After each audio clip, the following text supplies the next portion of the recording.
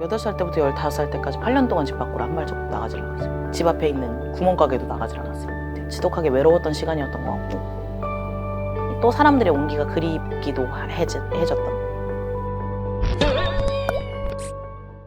저는 한국인 어머니와 미국인 아버지 사이에서 자랐고 태어났고, 그 위로 이제 형제가 3명이 더 있어요. 저희 4남매인데 큰언니, 오빠, 작은언니 저 이렇게 4남매인데, 지금은 그래도 이제 혼혈인이나 외국인에 대한 그런 시선들이 굉장히 좋아졌다고 생각을 하거든요. 물론 곳곳에서 아직 보이지 않고 또 보이기도 하는 어떤 차별들이 분명히 존재하긴 하겠지만, 제가 어린 시절을 보냈던 그 시기 90년대 2000년대 초반 정도까지는 아직 혼혈인과 외국인에 대한, 특히 흑인에 대한 인식이 굉장히 안 좋았었어요.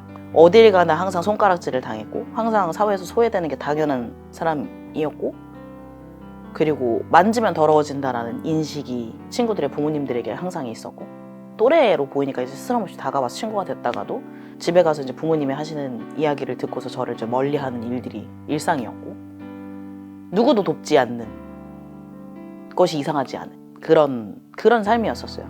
제 기억에는 제가 태어나기 전에 이제 엄마랑 아빠랑 이혼을 하신 걸로 알고 있는데, 그러다 보니 이제 엄마가 저를 낳으셨을 때 나이가 35살이셨거든요. 근데 35살의 여성이 흑인 혼혈 아이들 4명을 낳고서 한국에서 기르는 것 자체가 사실 굉장히 어려울 수밖에 없잖아요.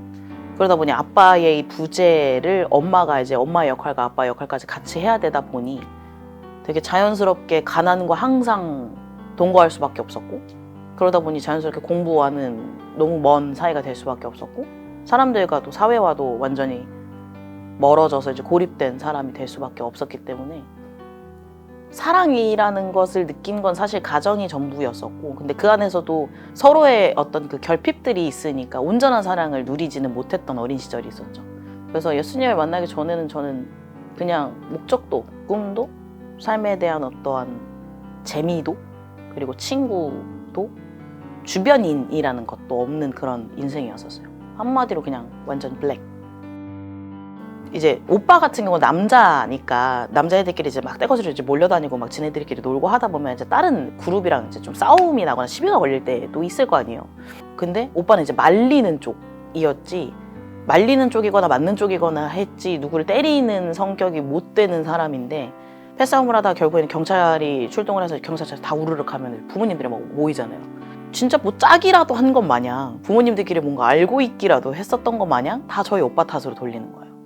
얘는 아빠가 없다더라, 가정교육을 못 받아서 애가 뭘 몰라서 이렇게 된 거다, 뭐 이런 식의 이제 오해들을 막 불러일으키는 거죠, 그들의 부모들이.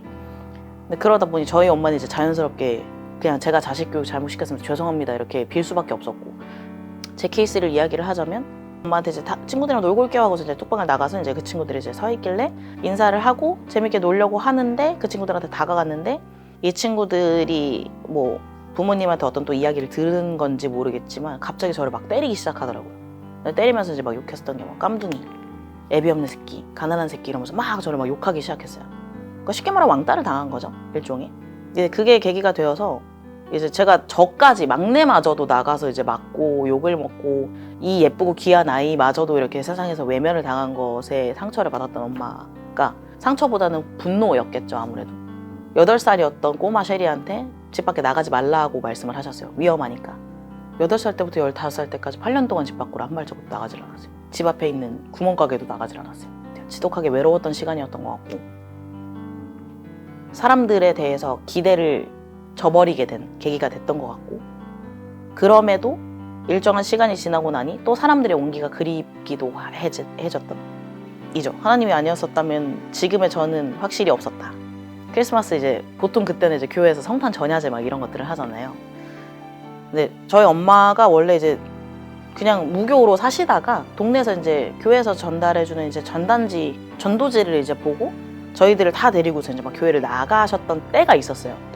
교회에서는 그 세상에서 소외된 사람들과 사랑받지 못했던 사람들에 대한 그 긍휼한 마음이 있고, 사랑하고자 하는 그런 뭔가 따뜻한 마음들이 있잖아요. 근데 그런 것들에 엄마도 감동을 하셨고, 누구도 저희를 배척하지 않았어요, 교회에서는. 그래서 교회에서는 다 저희를 끌어안아줬고, 항상 저희랑 어울리기를 원했고, 그래서 되게 열심히 다녔었어요.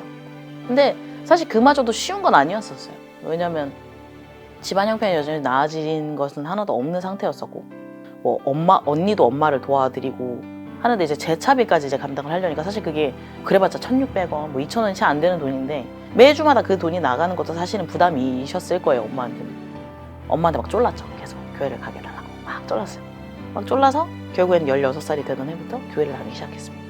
그날이 저는 제 생각으로는 저한테 두 번째 생일인 것 같아요. 실제적으로 제가 생명을 갖게 된 날은 9월 9일이고 그리고 완전한 어둠과 죽음 속에 있다가 생명을 다시 갖게 된 빛의 그 과정으로 나가게 된 그 두 번째 생일이지 않나 라는 생각을 해요.